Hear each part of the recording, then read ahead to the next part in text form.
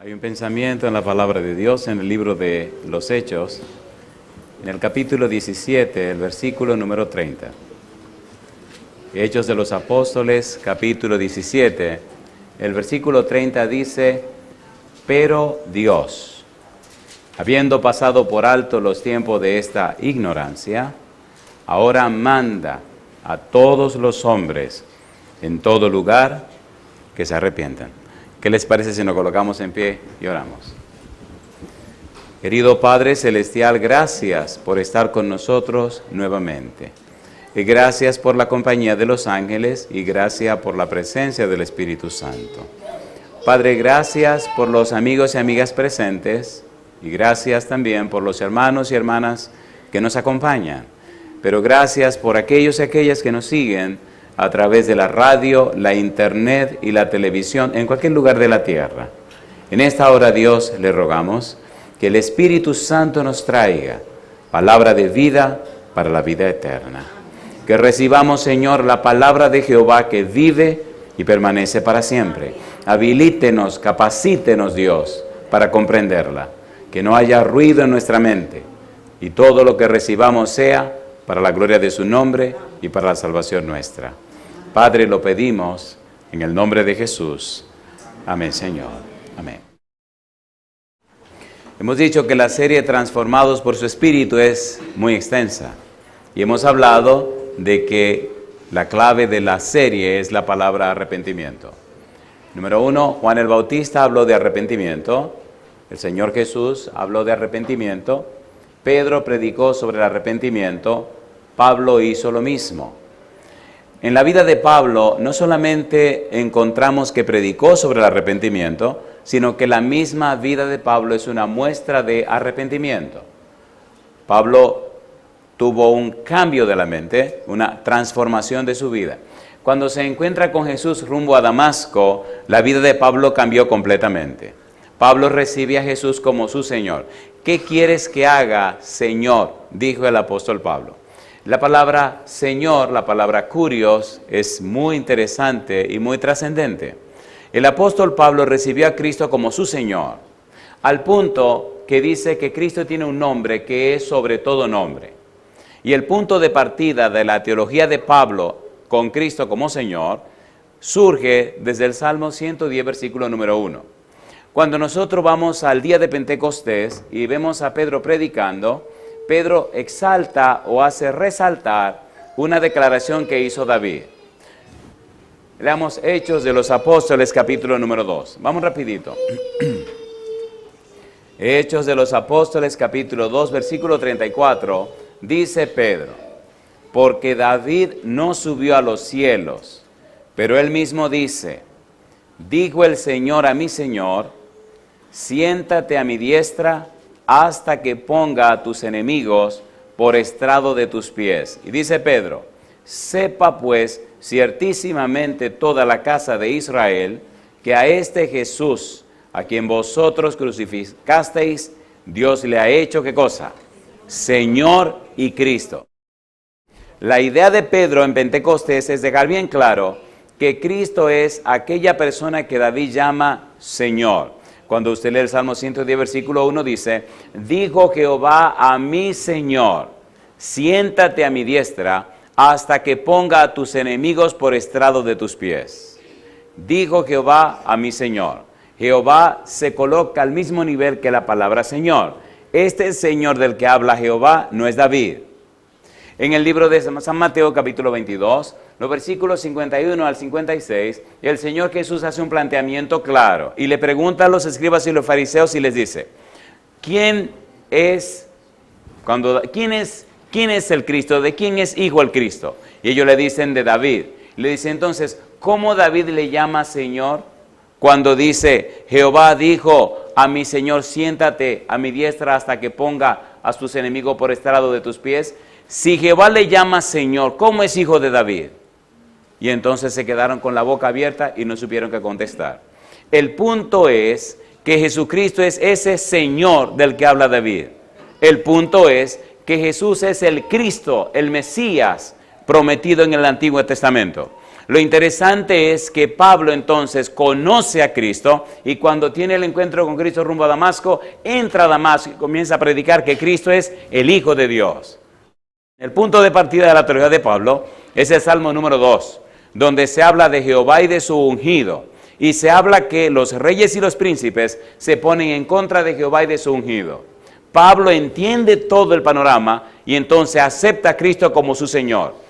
Y lo acepta tanto que hace que su vida se centre en la persona de Jesús.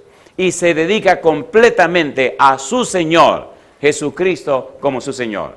Y desarrolla toda una teología que aclara que Dios le llama a Cristo Señor y le dice, siéntate a mi diestra hasta que ponga a tus enemigos por estrado de tus pies. La diestra de Dios significa poder y autoridad. Y la palabra diestra significa dominio, significa derecho. Cuando usted lee el libro de San Mateo, capítulo 28, versículo 18, Jesús dice, toda potestad me es dada en el cielo y en la tierra. La palabra potestad significa todo derecho, todo dominio, toda autoridad. En otras palabras, en el cielo y en la tierra yo tengo derecho de hacer todo lo que yo quiera hacer. ¿Se entiende o no se entiende? Recuerde que estamos trabajando en este momento con uno de los enemigos de Jehová. ¿Quiénes son? Aquellos judíos que no quisieron aceptar a Jesús. Aquellos judíos que rechazaron a Jesús, aquellos judíos que crucificaron a Jesús. Estamos viendo las evidencias de todo lo que Dios hizo para salvar a esa gente. Y cómo un grupo de judíos aceptó a Jesús, pero otro grupo lo rechazó y lo odió, al punto que lo querían matar antes de que el tiempo llegara. ¿Sí o no? ¿Sí o no? Si aclaramos la situación de esos judíos que se perdieron porque rechazaron a Jesús, aclarándole a ellos, usted quedará claro y tendrá que tomar una decisión. ¿Es así o no es así? A ver, ¿es así o no es así? Y se cumple el cuento. Uno se averigua la vida ajena y termina descubriendo la vida propia. ¿No le parece? Porque el mismo Jesús que quiso salvar a esa gente que le rechazaron, es el mismo Jesús que le quiere salvar a usted. ¿Podemos aclarar esta idea por un momentito, por favor? ¿La aclaramos o no la aclaramos? San Juan capítulo 1, versículo 10. Vamos rapidito, hay mucho que decir y esto es muy apasionante. San Juan 1, 10. Mire dónde aparece usted y aparezco yo. ¿Qué dice el versículo 10? En el mundo estaba y el mundo por él fue hecho, pero el mundo no le conoció. ¿De quién está hablando? Del verbo, versículo 1. Dice que en el principio era el verbo, y el verbo era con Dios, y el verbo era Dios. Todo lo que ha sido hecho por él fue hecho, y sin él nada de lo que ha sido hecho fue hecho. Y mire qué interesante, ese verbo que es Dios, versículo 14 dice, y el verbo se hizo carne y habitó entre nosotros, y vimos su gloria, gloria como del unigénito del Padre, lleno de gracia y de verdad. Mi pregunta, ¿Dios se hizo hombre, sí o no? Sí. Entonces el creador de todo el universo viene a la creación y los que él creó no lo conocieron. ¿No es lo que dice el versículo 10? ¿Sí o no? Sí. En el mundo estaba y el mundo por él fue hecho, pero el mundo no le conoció. La idea de conocer, y esto es bueno aclararlo de una vez, hay dos maneras como usted puede conocer algo o a alguien. Un conocimiento cognitivo, un conocimiento teórico, un conocimiento de información, de datos, o un conocimiento íntimo y personal. Noseo y ginosco. Ginosco es un conocimiento por experiencia, un conocimiento por relación, un conocimiento porque he vivido contigo, un conocimiento porque comparto contigo. El afán de Dios con los seres humanos no es que los humanos tengan información acerca de Dios. Eso no es lo que Él quiere. Dios quiere que los humanos se relacionen con Él. ¿No se acuerdan que Dios mandó a hacer un santuario? A ver, ¿se acuerdan o no se acuerdan? ¿Y quién se manifestaba en el santuario? Dios. Ahora Cristo dice que viene para habitar entre nosotros. Versículo 14. Y el verbo se hizo carne y habitó. Katoikeo, vino a ser morada permanente. ¿Se hizo hombre o no se hizo hombre? A ver, ¿sí o no? Sí. ¿Caminó o no caminó por aquí? ¿Vivió o no vivió entre los seres humanos? Sí. ¿Dónde estableció su casa? En Capernaum. Mi pregunta para usted, entonces, ¿Dios convivió con los seres humanos? ¿Sí o no? Y Pablo nos está hablando de que ese humilde caballero llamado Jesús era el todopoderoso creador del universo. El Señor de señores, el Rey de reyes, a quien Jehová le llama Señor, a quien Jehová le da un título igual que el del mismo Jehová. El que me ha visto a mí, Felipe, ha visto al Padre. Y Pablo está exaltando a Jesús. Y uno de los enemigos que está presentando Pablo en su teología es que judíos que no quisieron aceptar a Jesús, que rechazaron a Jesús, son identificados entonces como enemigos de Jesús. ¿Se acuerdan ustedes cuando a Cristo le estaban haciendo juicio? ¿Recuerdan lo que le dijo el sumo sacerdote? ¿Eres tú el Hijo del Altísimo? Si tú eres, dínoslo. Y él le dijo, tú lo has dicho. Y ahora, desde ahora te digo que verás al Hijo del Hombre venir a nube de los cielos a la diestra del Padre. Y el sumo sacerdote se rompió la vestimenta y dijo, blasfemia. Mi pregunta, ¿es Cristo esa persona o no lo es? Entonces, toda la evidencia que estamos mirando es como Cristo quiere presentarle a ellos, mostrarle a ellos todas las evidencias de que Él es quien dice ser, para que se arrepientan, para que alcancen salvación y vida eterna, pero ellos se resisten y rechazan. San Juan capítulo 8, versículo 12, aquí comenzamos. Vamos rapidito. San Juan 8, 12. Es apasionante conocer a Jesús, encontrar el hilo, darle seguimiento y descubrir todas las bellezas que Él nos presenta a través de su palabra. ¿Qué dice el versículo 12? San Juan 8, 12, ¿cómo dice? Otra vez Jesús les habló diciendo, ¿qué cosa? Yo soy la luz del mundo. El que me sigue no andará en tinieblas, sino que tendrá, ¿qué cosa? La luz de la vida. ¿Quién dijo que es la luz del mundo? Jesucristo. Hagamos un poco de teología en el Evangelio según San Juan y veamos cómo Juan empieza a aclarar las cosas en relación a Jesús. San Juan capítulo 1, vamos rapidito. En San Juan capítulo 1, después que Juan introduce quién es Jesús, que es el Verbo y que es Dios, entonces inicia y presenta el testimonio y el ministerio de un hombre llamado Juan el Bautista. Versículo 4, ¿cómo dice el versículo 4? En Él estaba la vida, ¿en quién? En el Verbo. ¿En quién? En Jesús. En Él estaba la vida, ¿y qué cosa? Y la vida era la luz de los hombres.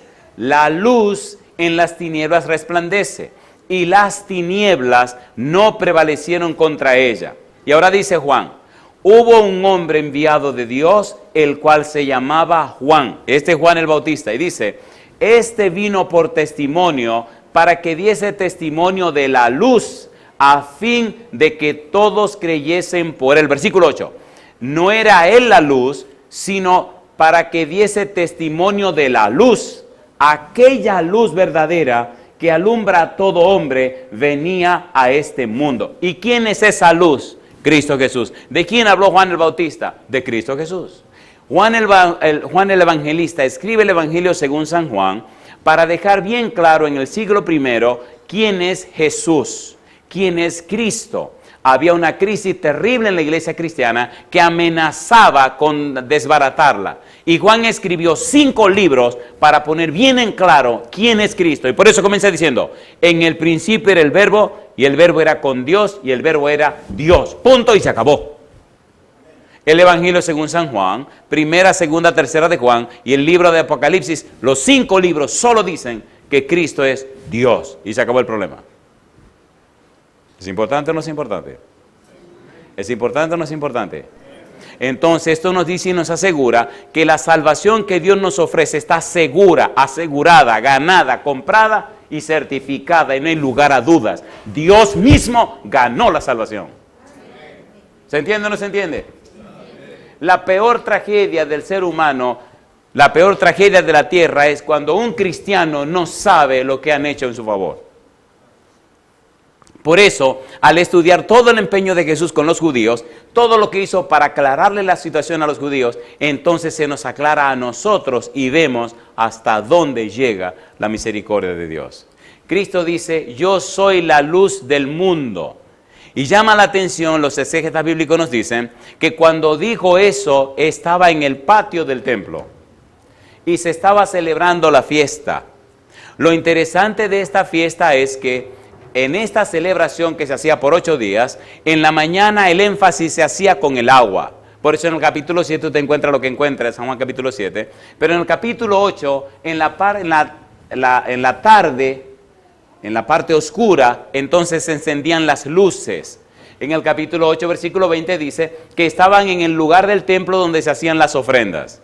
Toda la ceremonia se llevaba a cabo y era un asunto sumamente hermoso y maravilloso, porque en esta fiesta, en la tarde o la noche, se encendían las luces en el templo y casi todos los patios eran llenos de luces, anunciando cómo Dios llenaría de luz el mundo. Y ahora, ¿quién está en el mundo? La luz. ¿Quién es la luz? Cristo Jesús. Y ahora Cristo toma esta simbología para anunciarle al pueblo que Él es esa luz que ellos están esperando.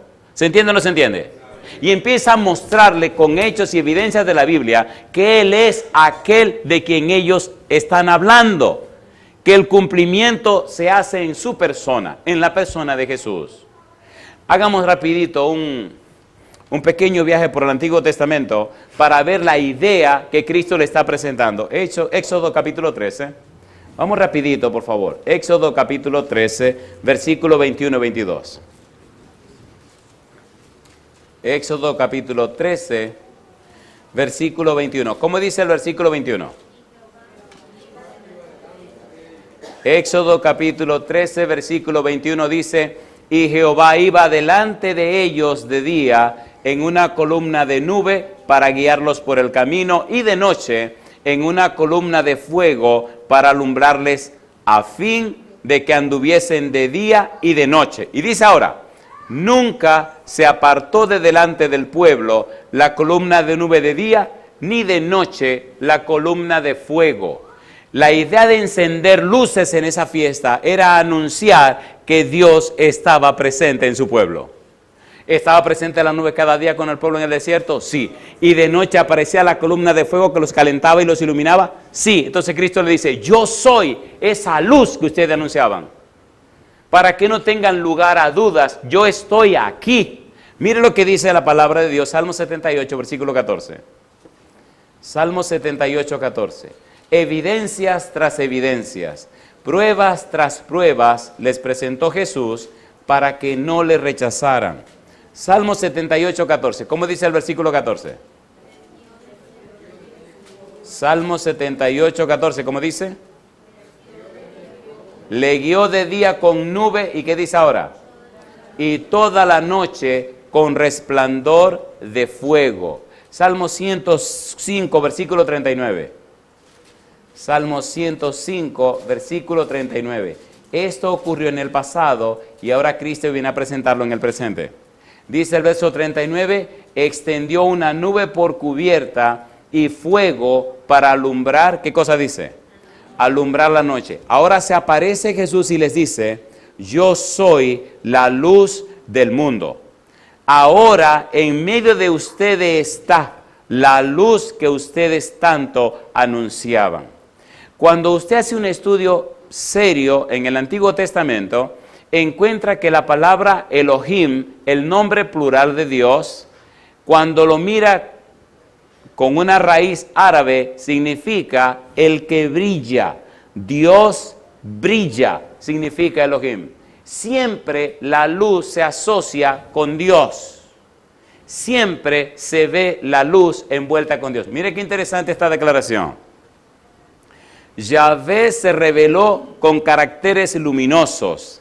El salmista lo llamó mi luz y mi salvación. Salmo 27, versículo 1. ¿Cómo dice? Salmo 27, 1. Pastor, ¿y esto cómo nos beneficia a nosotros? La declaración de Cristo para los judíos es beneficiosa para todos los seres humanos. ¿Sí o no?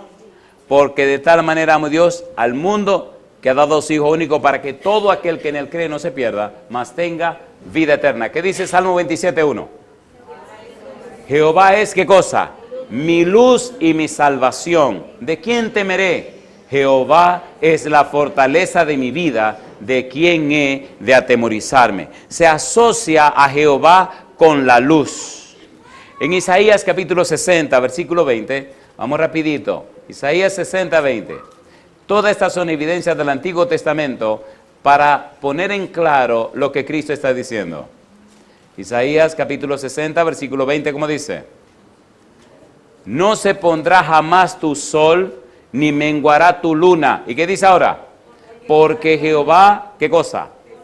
Te será por luz perpetua, y los días de tu luto serán acabados. Todos estos versículos, los judíos que estaban oyendo a Jesús lo conocían. Cuando Cristo dijo, yo soy la luz del mundo, le está diciendo, yo soy el Mesías que ustedes esperan. Yo soy Emmanuel, yo soy el cumplimiento de la promesa. Pero muchos no quisieron aceptarlo. En San Juan capítulo 1, versículo 11 dice, a los suyos vino y los suyos no le recibieron. A los suyos, un neutro, a su creación vino y los suyos no le recibieron. ¿Lo rechazaron o no lo rechazaron? Pregunta número 1. Cuando los sabios de Oriente vinieron al rey Herodes preguntándole dónde está el niño rey que ha nacido, ¿qué preguntó Herodes a los escribas y los fariseos? ¿Cómo? ¿Cómo que el niño rey? ¿Qué pasa aquí? Y entonces le dijeron a los escribas y los fariseos, sí, la profecía dice que en Belén Efrata va a nacer el Mesías, el niño rey. Y eso está escrito en la ley de los profetas. Y entonces le dice Herodes a los sabios de Oriente, vayan y averigüen dónde está el niño, y cuando ustedes lo vean, me vienen y me avisan a mí. ¿Cuáles eran los planes de Herodes? Arrancarle la cabeza. ¿Fueron los sabios de Oriente? ¿Fueron a donde estaba el niño? ¿Se encontraron con el niño? ¿Adoraron al niño? ¿Le ofrecieron presentes? Y cuando regresaban, un ángel le dijo, hey, cambien el camino. ¿Qué hizo Herodes? ¿Qué hizo el ángel? Le avisó a José y a María, salgan corriendo con el muchachito.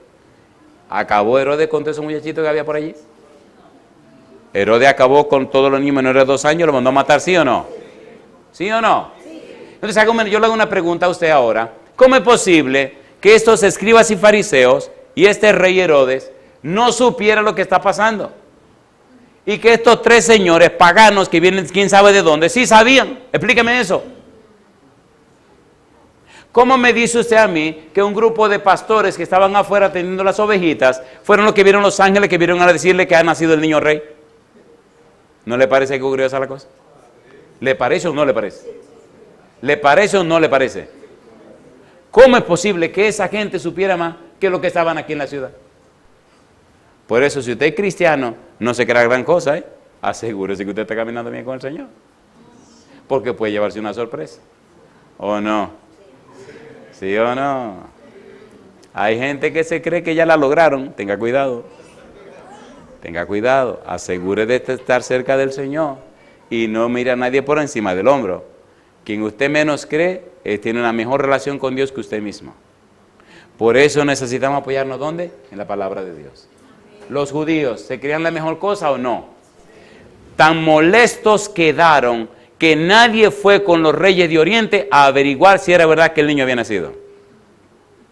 ¿Quién fue con ellos? Nadie. ¿Le interesaba saber? No, porque decían, ¿cómo Dios nos va a rechazar a nosotros para decirle a estos paganos dónde iba a nacer el niño? Y sin embargo así fue. Y desde ese momento, a los 12 años traen el niño al templo, se maravillan con Jesús porque no había ido a ninguna de las escuelas de ellos. Y cuando Cristo empieza su ministerio, empiezan a hacerle la guerra, ¿sí o no? Y le hicieron la vida imposible. Entonces a Cristo le dice, pero vengan acá, estudien el Antiguo Testamento. Todo lo que pasó y se anunció en el Antiguo Testamento, yo vengo a cumplirlo. Le estoy diciendo que yo soy. Y mírenme aquí llegué. Yo soy la luz del mundo. Lo que dijo Isaías. Isaías capítulo 9, versículo 2. ¿Cómo dice Isaías 9:2? Me encanta la Biblia. No hay lugar a dudas. Dios ha resuelto cada problema y nos presenta las evidencias.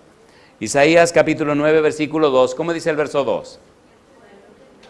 El pueblo que andaba en tinieblas vio gran luz. Los que moraban en tierra de sombra de muerte, ¿qué dice? Luz resplandeció sobre ellos. ¿Vino Cristo a la tierra o no vino? A ver, ¿sí o no? ¿Iluminó o no iluminó todo el mundo? ¿Cómo se le llaman a las eras? Antes de Cristo, ¿y qué cosa? Y después de Cristo. Mi pregunta, ¿revolucionó todo el mundo Jesús, sí o no? ¿Cambió o no cambió todas las cosas, sí o no? Después de Cristo, en un mismo banco se habían sentado el amo y el esclavo. ¿Sí o no? ¿Sí o no? Y todavía hoy Cristo sigue cambiando vida y cambiando corazones. Todo lo que estamos diciendo es, estas son las evidencias que demuestran que Cristo es quien dijo ser y cómo esos judíos que le crucificaron lo rechazaron, constituyéndose esos que le crucificaron en enemigos de Dios. Cuando estudiamos la Biblia encontramos nada más y nada menos que una repetición de la idea clara de que Cristo es la luz del mundo. Pastor, ¿por qué nos interesa esto? El pecado introduce la oscuridad y la muerte.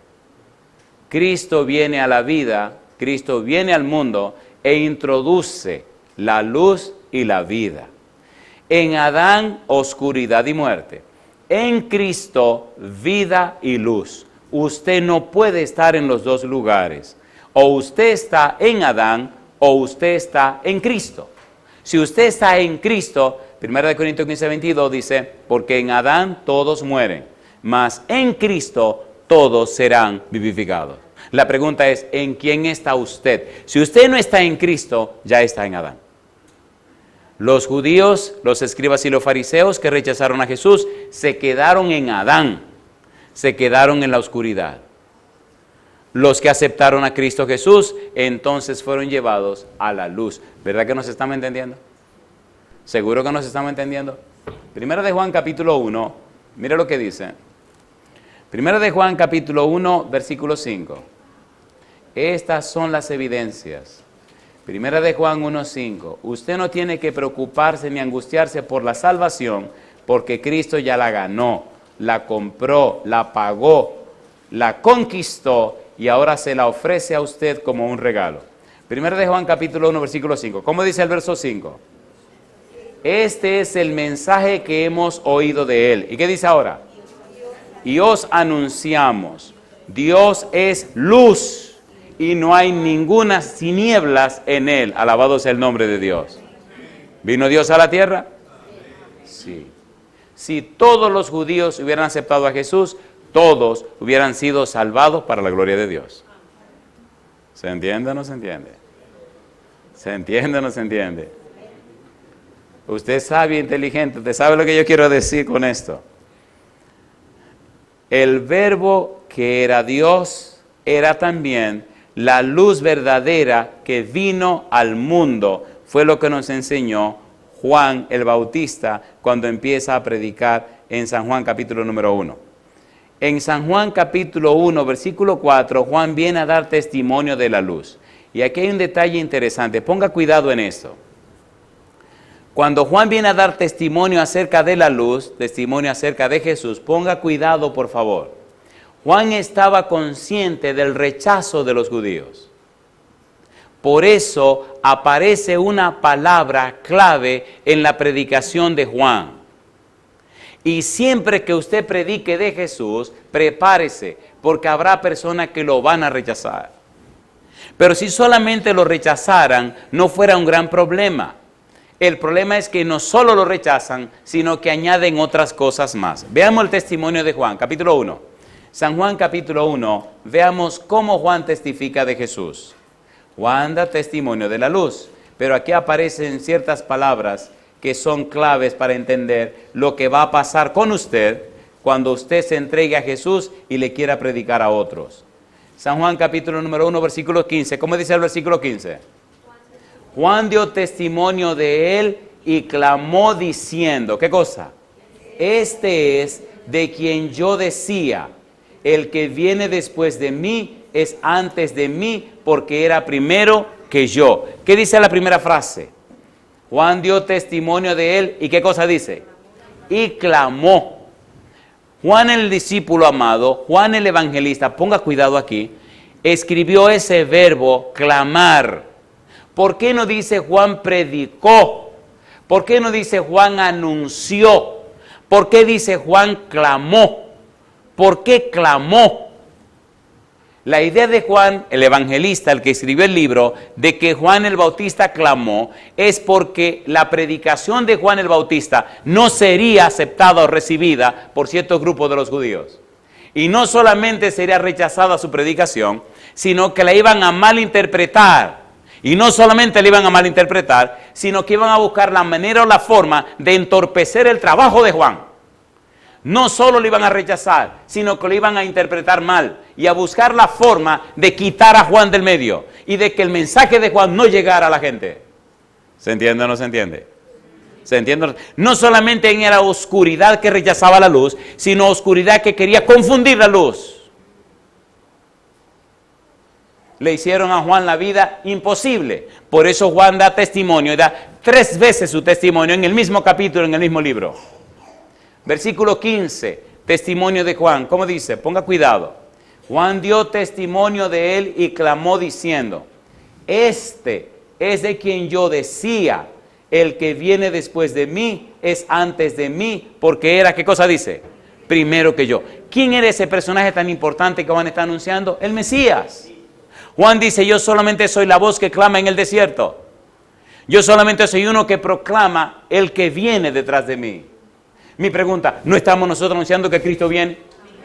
¿Sí o no? Entonces nosotros no debemos pretender que la gente gire en torno a nosotros. Debemos hacer que la gente gire en torno a Jesús, que es el que viene. No es usted ni yo la gente importante. Importante que Él viene. ¿Se entiende o no se entiende? Y ese era el empeño de Juan. Yo no soy el importante. El que viene es tan grande que yo no soy digno de amarrarle las correas de sus sandalias. Y nosotros que estamos hoy anunciamos la segunda venida de Jesús y no somos dignos ni siquiera de estar en su presencia. ¿Sí o no? Sí. Pero necesitamos conocer y saber en qué hemos creído y en quién hemos creído y poder explicarle a la gente qué es lo que Él ha hecho, que Él es digno de que la gente se entregue a Él. ¿Se entiende o no se entiende?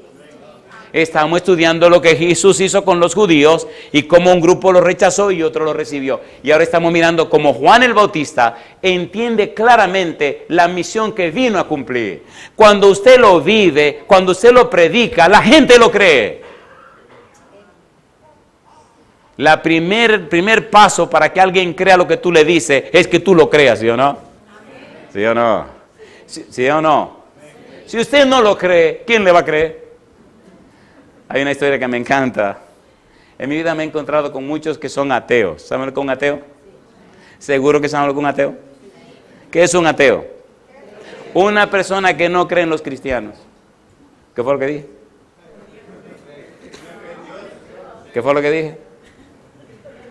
¿Qué dije que era un ateo? Una persona que no cree en los cristianos. Todos los ateos que he conocido no creen en los cristianos.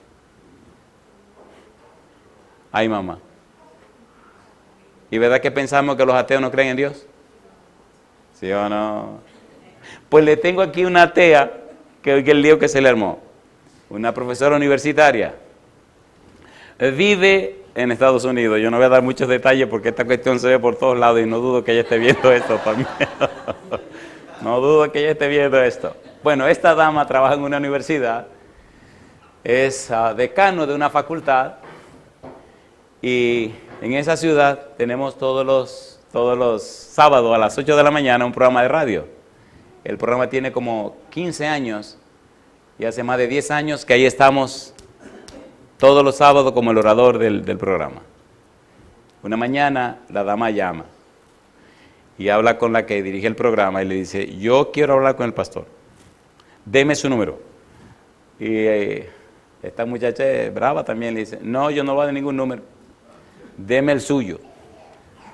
Dice, ¿cómo voy a estar dando el teléfono del pastor así a todo el que llame? Deme, pues aquí tiene el mío, y le da el teléfono, dice que, y me llama. Le dice la dama, déjeme decirle, yo soy atea. Yo no creo en Dios, no creo en la Biblia, no creo en cristiano, no creo en nada. Y le dice a la muchacha, ¿cómo? ¿Y usted está oyendo el programa? Sí. Toma el número, me llama y me dice, oiga pastor, mire qué cosa curiosa. Esta señora dice que es atea. pero quiere hablar con usted. Ah, ¿cómo no? Dame el número. Anoté el número, anoté el nombre y la llamé. Y suena el teléfono.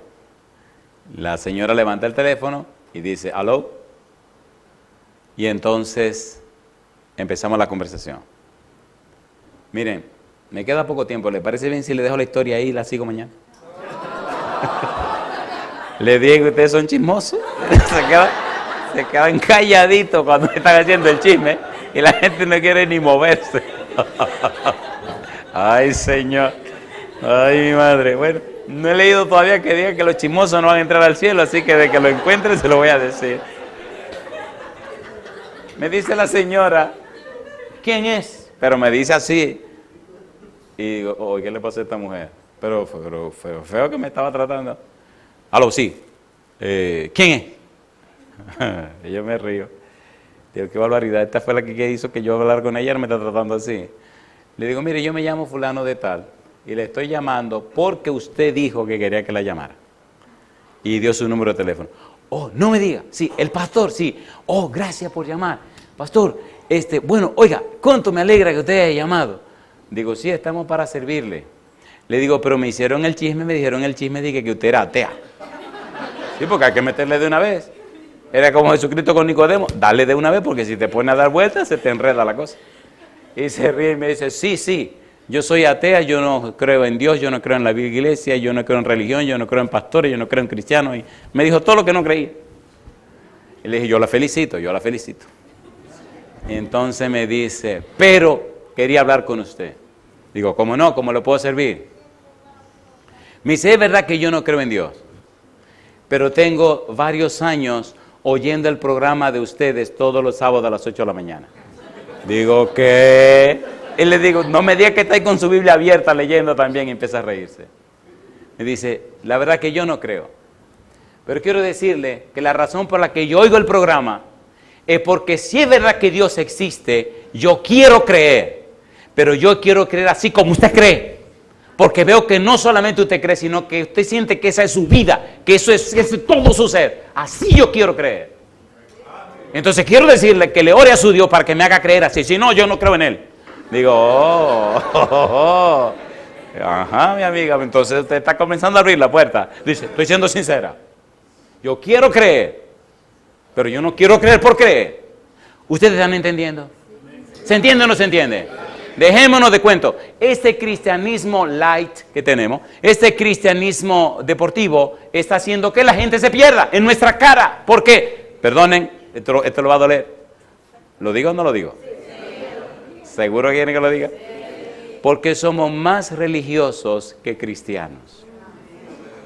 ¿Sí o no? Un cristiano es una persona que conoce y ama a Cristo. Pero si es verdad que conocemos y amamos a Cristo, tenemos que conocer y amar al hermano. ¿Sí o no? ¿Vino Cristo a este mundo? ¿Sí o no? ¿Dio su vida por nosotros? Oigan, ¿le puedo hacer un examencito? ¿A lo quieren o no lo quieren? ¿Le gustaría saber cuán cristiano es usted? ¿Seguro? A ver, ¿quieren el examen o no lo quieren? ¿Seguro que lo quieren? ¿Cuánto lo quieren? Pastor, esta gente está atrapada. Esto le va a doler. Le digo, esto le va a doler. ¿Por qué le va a doler? Porque el quien hace el examen es Jesús. Yo voy a leer los pasajes, usted se toma su examencito usted, y si usted es tan sincero o sincera y honesto u honesta que usted sabe que necesita ser así, usted se va a poner en pie. ¿Estamos claros con el trato? Déjese de hipocresía, sea sincero. Ok, ¿están listos? San Lucas capítulo 6. Me gusta la Biblia. La Biblia deja que tú le dé duro a la gente se pone feliz. San Lucas capítulo 6. ¿Ustedes creen en Jesucristo o no? Amén, amén. Así me gusta. San Lucas capítulo número 6. Mire las palabras del Señor Jesús. Lucas capítulo 6, versículo 27. ¿Cómo dice el versículo 27? Lucas 6, 27. ¿Cómo dice? Pero a vosotros los que oís os digo. ¿Están listos? Ay, mamá. Amad a quienes, a vuestros enemigos. Haced bien a quienes, a los que os aborrecen. Bendecid a quienes, a los que os maldicen. Y orad por quienes. ¿Quieren que sigamos con el examen? Oiga, esta gente es dura, pastor. Yo creo que ya es tiempo de comenzar a ponernos en pie todito, ¿qué le parece? Y ahora dice el Señor Jesús, al que te hiere en una mejilla, preséntale también la otra. Y al que te quite la capa, ni aun la túnica le niegues. A cualquiera que te pida, dale. Y al que tome lo que es tuyo, no pida que te lo devuelva. Versículo 35. Amad pues a vuestros enemigos y haced bien y prestad, no esperando de ello nada, y será vuestro galardón grande. ¿Y qué dice ahora? Y seréis hijos del Altísimo, porque Él es benigno para con los ingratos y malos. ¿Lo dice o no lo dice? ¿Sí o no? ¿No se va a poner en pie? Alabado sea Dios. Cuando Jesús venga, oiga, seguimos con el examen. No, manténgase en pie, no se me siente, manténgase en pie. Sea sincero, que te le va a doler más. Cuando Jesús venga, ¿hará juicio o no hará juicio? A ver, ¿sí o no? Seguimos con el examen. A mí me gustan los exámenes, dárselo a la gente. San Mateo capítulo 25, versículo 31. ¿Cómo dice el verso 31? Cuando el Hijo del Hombre venga en su gloria, y todos los santos ángeles con él, entonces se sentará en su trono de gloria. Y serán reunidas delante de él todas las naciones, y apartará los unos de los otros, como aparta el pastor las ovejas de los cabritos. Y dice ahora, y pondrá las ovejas a su derecha, y los cabritos a su izquierda. Entonces el rey dirá a los de su derecha, ¿qué cosa? Venid benditos de mi Padre, heredad del reino preparado para vosotros desde la fundación del mundo, porque tuve hambre y me disteis de comer, tuve sed y me disteis de beber, fui forastero y me recogisteis, estuve desnudo y me cubristeis, enfermo y me visitasteis, en la cárcel y vinisteis a mí. Entonces los justos le responderán diciendo, Señor, ¿cuándo te vimos hambriento y te sustentamos, o sediento y te dimos de beber? ¿Y cuándo te vimos forastero y te recogimos, o desnudo y te cubrimos? ¿O cuándo te vimos enfermo en la cárcel y vinimos a ti? Y respondiendo el rey les dirá, de cierto os digo que en cuanto lo hicisteis a uno de estos mis hermanos más pequeños, ¿qué cosa? A mí lo hicisteis. Y yo le pregunto, ¿está haciendo un examen de una vida práctica y sencilla Jesús, sí o no? ¿Sí o no? Eso es cristianismo. ¿Pero lo hizo Jesús, sí o no? ¿Vino a este mundo o no lo hizo? Entonces mi pregunta para usted, ¿no cree que ya es tiempo de ser cristianos? ¿Sí o no? Señores, mucha gente no acepta a Jesús, no es porque tenga problema con Jesús, ni problema con Dios. La gente quiere creer, la gente se quiere entregar al Señor. Y yo sé lo que le estoy diciendo, yo estoy en esto todos los meses, en cualquier rincón de la tierra. Y la gente que conoce la palabra, que entiende la palabra, termina entregándose al Señor. Y yo digo, alabado sea su nombre. Amén. ¿Necesitamos nosotros entonces comprometernos con Dios? Amén. ¿Quiere usted comprometerse con su Dios? Póngase en pie conmigo. Solo tenemos una semana para pasar con ustedes en esta ciudad. El propósito de nuestra estadía aquí, número 1, es que las almas alcancen salvación en Cristo Jesús. Número 2, que los miembros de nuestras iglesias fortalezcan su fe en Cristo Jesús. ¿Le parece que es correcto eso? Entonces, si nos unimos todos y nos consagramos a Dios y abrimos nuestro corazón a Dios, Irma, ¿podrá Dios hacer cosas grandes? ¿Le gustaría a usted ser parte del equipo del Señor? ¿Cuántos quieren ser parte del equipo del Señor? Alabado sea Dios. Entre nosotros hay personas que están en el valle de la decisión, personas que quieren entregarse a Dios, personas que tienen que hacerlo, y hay personas que ya han decidido hacerlo. Me llena de gozo. El primer día me presentaron a un caballero y me dijeron, este tipo está listo ya. Y yo doy gloria a Dios por eso. Dialogué con él, dialogué con Irma y con otros más. Y y doy gloria al Señor. ¿No le parece que esta semana deberíamos orar especialmente por esas personas que están en el Valle de la Decisión? ¿Cuántos de ustedes son personas que están en el Valle de la Decisión? Y hay personas aquí que le he visto todas las noches. Y eso me dice que el Espíritu está trabajando. Yo quiero orar esta noche por esas personas. Si a usted le da vergüenza y no se atreve a pasar al frente, no se preocupe. Yo no ando con psicología. Si le da vergüenza, quédese donde usted está. Pero si no le da vergüenza y usted sabe que tiene que entregarse a Jesús y usted está haciendo los arreglos y quiere que el Señor haga cuando el Señor diga, entonces levante la mano conmigo. ¿Cuántos son esa gente? Alabado sea Dios. ¿Se atreven a pasar aquí al frente? Entonces vamos para el frente. Venga para acá. Venga, Irma, venga, mi amigo. Adelante. Y suban aquí arriba. Yo quiero que el mundo entero los vea. ¿Cuántos felicitan a esas personas? Alabado sea Dios. Adelante. Vamos rapidito, que yo tengo que orar y estamos terminando el tiempo. Yo quiero orar por todas estas personas que saben que tienen que entregarse al Señor y están haciendo arreglo para ello. Y quieren que Dios rompa esas cadenas. Y a los hermanos yo les pido que cierren sus ojos, que inclinen su cabeza y que oren a Dios para que el Espíritu trabaje en esos corazones. Esta semana el propósito principal es que estas almas alcancen la salvación en Cristo Jesús. ¿Es así o no es así? ¿Hay alguna otra persona que debe pasar al frente? ¿Le da vergüenza? Ya le dije, si le da vergüenza, tranquilo. Quédese allí tranquilo donde está. Pero si no le da vergüenza, entonces pase al frente. En San Marcos 8:38 Cristo dice, porque el que se avergüenza de mí y de mis palabras en esta generación adúltera y pecadora, yo me avergonzaré de él delante de mi Padre que está en los cielos. No tiene que tener vergüenza. ¿Hay alguien más que debe pasar al frente y quiere perder esa vergüenza? Pastor, mire que me da apuro cruzar ese camino. Entonces levante la mano donde está y vamos a orar a nuestro Dios.